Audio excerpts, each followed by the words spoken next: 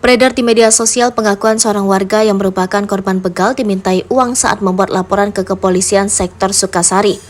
Dalam unggahan video di akun TikToknya @mutiara_ip, korban begal tersebut menceritakan bahwa dirinya dibegal di Jalan Setiabudi, Kota Bandung, tepatnya di sekitar Secapa AD pada Jumat malam. Setelah sepeda motornya dicuri, korban segera melaporkan insiden tersebut kepada pihak kepolisian. Beberapa hari kemudian, dia menemukan bahwa sepeda motornya telah dijual di platform jual beli online dengan ciri-ciri yang mirip dengan miliknya. Dia langsung melaporkan penemuan ini kepada polisi lagi. Meskipun petugas hendak mencari pelaku, korban mengatakan bahwa mereka meminta sejumlah uang untuk biaya makan dan bensin kendaraan.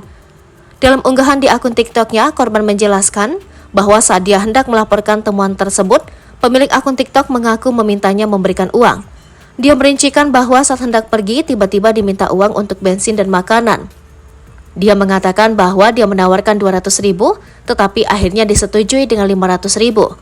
Namun karena dia belum memiliki uang tersebut, dia menunda pembayarannya hingga besok.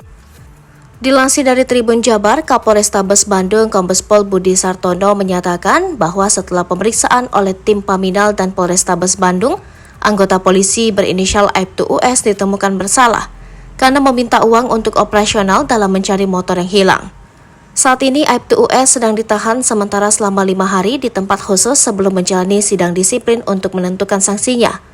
Budi menekankan bahwa tindakan ini merupakan pelanggaran karena anggota kepolisian tidak boleh meminta uang ketika menangani kasus atau penyidikan meskipun belum ada penyerahan uang kepada anggota tersebut.